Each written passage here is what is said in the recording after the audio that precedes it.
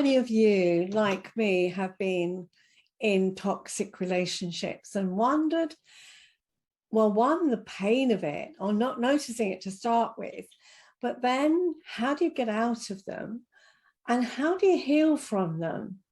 Well, my guest today is going to help us with that one. So Stephanie Martin, welcome. And she is a certified life coach and love advocate. So please introduce yourself, Stephanie. Yeah, well, thank you so much for having me. I'm excited to be here. I got started into life coaching a couple years ago, and it really stemmed from my personal experience with a toxic relationship and my self-discovery and self-love journey after that, and wanting to be able to help other women with the same struggles. As I said, it's something that happened with me. And I guess to start with, I hadn't realized that it was toxic. It all seemed pretty okay. And it took a while for me to realize that yeah, it wasn't right. And I think, so I wonder, what was that your experience too? Yes, I didn't even know really how unhealthy my relationship was until I was actually out of it. And I think that, even like you said, that a lot of people are the same way. And I think really being able to look back on the relationship and realize all the things that were going on that made it toxic, and how some of those behaviors can be disguised as love or a very, extreme soulmate connection, or certain things like that, where it can kind of mask all the toxic behavior. Yeah, I'm remembering back for me, I think it was my experience was when it was disguised as love. It was definitely caring. I really care about you. I worry about you. I'm concerned that when you're talking to other men, that they've got an ulterior motive. The world outside is fearful. There were lots of kinds of messages like that I received. And it always, I think underneath he probably did feel love and was concerned, but the effect it had on me was it shut my world down. And because I hadn't got the knowledge that I have now, the understanding of his mental health condition, I railed against it. And so it really felt like, how dare you tell me how to speak? How dare you tell me how to dress? How dare you? It was really, challenging my autonomy and how I'd live my life. So I think that's what happened for me. And however much there was a sense of that fondness between us, those kind of incidents would make me rail against them, and I was feeling really controlled. And yeah, so I wonder if that's something you experienced maybe with your clients as well, or you recognize that. Yes, I can personally definitely relate to a lot of that as well. And with my clients too, a lot of the control and jealousy, and that being kind of disguised, and, well, I am this way because I love you so much, or things like that. And we can get very caught up in that. And until we, really learn to find our voice and empower ourselves and love ourselves and know our worth, then that can take a big effect on us and affect all parts of our lives. Yeah, I agree. And I think there was a part of me as well that was trying to be compliant, because I felt that if only I satisfied that need, if only I, was it partly me? It must be my fault. Well, that's part of my personal story that I carried around for a long time, still do on occasions. But it was trying, well, if only. And the worst thing that I did really was knowing that it wasn't working. I thought, well, maybe he'll trust me if we get married. And it was the worst thing ever. So I think between railing against that kind of control and then trying to please and comply, it really just, wow, it was a recipe for complete disaster. Yeah, definitely. And I think too, as women, you know, we tend to be natural people pleasers and lovers and givers, and we really put in all this effort to make it work. And you know, I was the same way, and I know some other, you know, clients that I work with, they stay for a very long time because, you know, we want to make it work, and either marriage or children end up tying us in, or you know, we just don't realize how really unhealthy it is for us while we're in the relationship. And I think I agree with you. It's all the things that hold us in the relationship. But I think one of the things that came up for me was the hope that this time things will be different. Yeah. And that we really do want to hope we can make it work. We really do want to believe that they mean they're sorry. We do really want to feel that they do care, all of that stuff. And I think that's why so many abusive relationships continue, because we want to believe them. We want to believe that things could be different. We want to be loved. Of course we do. So, yeah. Yeah. I feel that definitely. That was a big reason why I stayed. And you know, I ended up being engaged and having to walk away from that potential marriage and wedding. And I'm so glad that I did walk away for that before it ended up in marriage. But, you know, I was the same way. Oh, let's get married. That will fix it. Or this or that. And realized that I couldn't change him, and nothing I could do would make it better. And that was my big wake up call. Yeah. Yeah. So we've talked about the toxicity and how we get caught up in it. How about the healing? Because I know my confidence was at least 6 foot under, if not much more after that. I really had no confidence whatsoever. Yeah, it can really take a toll on us because you're heartbroken for one once you get out of it, and you're dealing with everything that comes along with that. And then it's kind of this whole whirlwind experience where you're left being like, what the, you know, what happened? And I think you can really lose parts of yourself, which also takes a toll on your confidence. And so for me and for my clients, it's all about really finding yourself again and reconnecting with yourself after getting out of a toxic relationship, so that you can start building up that confidence again and empowering yourself. And that's it, isn't it? It's how you kind of do build that, how you begin to, because for me it took several, I'm going to say several months after it was all over, because obviously there was a horrendous divorce as well. But it took quite a while to begin to feel that anxiety.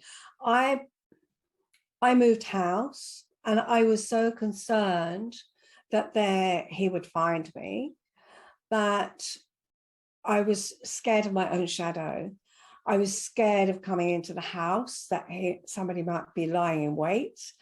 I didn't open the blinds in my sitting room for months. All of those things where I was almost scared of myself, scared to go anywhere, scared to do anything, let alone being able to have the confidence to take on a new job, and start my life again. Yeah, it can cause a lot of fear Mm. and a lot of doubt within ourselves too. Yeah, so I too am a huge proponent of therapy. I think finding a therapist that you can work with after getting out of a relationship like that can be extremely helpful, Mm. and really just doing anything you can to find your way back to yourself. Mm. How do we find ourselves? I know that's the A big that's a million question. dollar question right there. For me, I'll share my personal experience. I did a lot of solo traveling. I love to travel, and that was a huge thing that I knew would be out of my comfort zone. And that's something I always recommend to clients as well, is to start doing things that are out of your comfort zone that might have scared you in the past. Because once you do those things, you're going to build up your confidence. You're gonna be like, oh, I can do this. This was an amazing experience. So for me, I found that in traveling the world on my own and really proving to myself that I could be out in the world and handle myself and start to really gain that independence back, because we can tend to lose that in toxic relationships as well. Yeah, because I guess when you're with someone, even if they're not being, if it's not a pleasant experience, at least you've got someone around. And just that, I think that's another element, isn't it? Suddenly being on your own. I think, and not having anyone to check things out with, am I doing the right thing, or shall we make a decision about what, a problem buying some furniture, or whether it's paying bills, or managing finances. I think suddenly we're on our own, and it can feel quite scary when you've had someone around. Even if it was a constant battle, there was just somebody there. And Mm-hmm. yeah, I think being on our own, that was I guess that was quite a big one for me too, suddenly being on my own. Yeah. Yeah. But then Yeah, and being alone can be scary. I would say that's probably the biggest fear that I found within clients, or just speaking with people, is their fear to be alone. mm, And that also, I think, contributes to us maybe lowering our standards a little bit in relationships, because we don't want to be alone. So basically proving to yourself, being independent, that you can be okay alone, yeah. will also help um, you not get into those types of relationships Yeah. going forward. And I think you can be so, so lonely in a relationship, in a bad relationship. I don't think there's anything quite as lonely as being in that place. So yeah, it is. It can feel scary. I agree. But I just found so many benefits like you. And I love travel as well. So yes, having that freedom of going, yeah, I'm just going to go. I'm going to travel, and I don't have to ask anyone else permission. I don't have to please anybody else. I don't have to consider anybody, where I go, what time I get up, yeah, any of that, or what I eat. I can do exactly what I want. And I think, as you say, if you enjoy travel, then I would say, yeah, do it. But it might be I wonder if there's something else as well. Maybe not everybody would feel that was a bit too far, but what Right. might you do? I guess it's what might we do that is out of our comfort zone that we might enjoy. Because I think there's nothing worse than putting out, I'm going to go out my comfort zone, but actually I'm going to be so miserable, I'm not going to even try it. So yeah, maybe there are other things, maybe hobbies, or things that you've thought about doing but didn't have the courage to do, but always wanted to try or wanted to do. I guess one of the things I did as well was I always believed that I couldn't paint or draw. I mean, even from a child, just can't do it. And I thought, you know what? I'm going to join an art group and a class and see if someone can teach me. And I think that was one of the things that I proved to myself. I could produce a piece of work that looked like whatever it was I was trying to paint. And it was just that, because I think that helped me build my self-esteem as well. Yeah, I love that. And that's a huge thing that I recommend as well, is to find hobbies that you have either never tried or maybe did when you were younger that you haven't done in a long time, and get back into that, or pick up something new like art or crafts or something that you've always thought would be cool. And also just maybe taking yourself out, take yourself out to dinner or something like that. Those are kind of smaller things, if you're not ready to jet off to the other side of the world for a couple weeks by yourself. But yeah, those are some more doable things you can do on even a daily basis. And I love the idea of doing art. I think using our creativity too is very healing. Yeah. Yes. I think doing something different, maybe you're right. It was doing something different. I've always thought, well, couldn't I? That doubt. And then that made me feel a bit better about myself. I think that really helped. And I guess maybe just there are other things, aren't there? Within the community, what groups are there you could go and join? If you ever want to join a choir or a drama group, or I don't know what kind of things. I think it is just looking around and being open to what else could there be around? What might I try? Yeah. Yeah. Any sort of body movement too can be super empowering. I found doing at home fitness started to be my thing, and I found a lot of self-confidence through that. But if you've ever wanted to try a yoga class or a kickboxing class, something like that, even a dance class, any sort of body movement can be super powerful. Yeah. I would agree with you. I think it is. And even where there are other people around you, that you start feeling more normal rather than that. I just felt so self-conscious, I think, as well. So maybe being with other people that we don't have to share our past with, because that was something that I don't know if your clients feel like that, is suddenly, well, am I almost wearing this sign that says, you're damaged goods or whatever else that label might Mm-hmm. I have no self-confidence, I'm vulnerable, I'm not worthy, or all those things. I think, start turning over that fresh page. Yes. Yeah.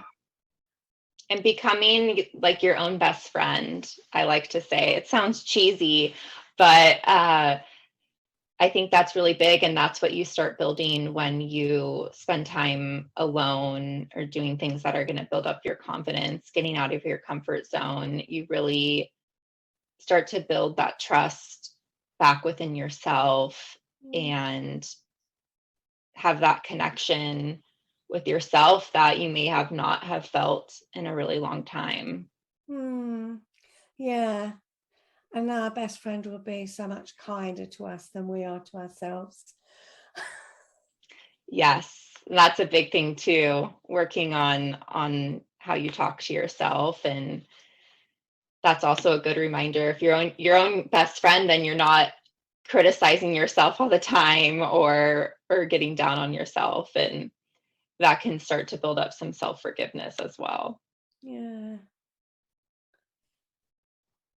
I think it is. And reminding ourselves maybe it takes time. I think that's the other thing, because we want to feel back to normal so quickly.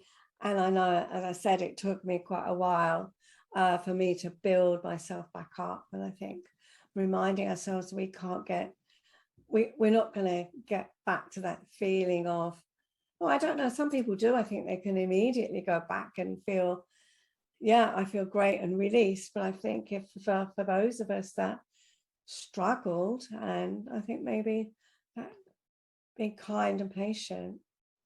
It does take time for Yeah. sure. And definitely building that support system around you, Mm. getting some sort of community, or, it could be a Facebook group, it could be a therapist, it could be, some sort of support group, a yoga studio, anything, but just having great, uplifting, supportive people around you. And Mm. it does take time. I promised myself like a whole year of like no dating, uh, you know, no men, no nothing, to just really spend that time with myself and heal Mm. and really get to know myself before I felt comfortable getting into another relationship. I think that's really good advice, because I think it's too easy to feel, I feel lonely, I've got to find someone to love and love me, and jumping into a relationship when we're not healed. I think that's and then carrying on the same mistakes and not learning or healing. I think, yeah, great advice. Yeah. So what is one thing that listeners could take away with themselves? What could they put into practice now, or some good advice? Yeah, so I think I'll kind of tie up what we were talking about before. And my biggest piece of advice is to date yourself.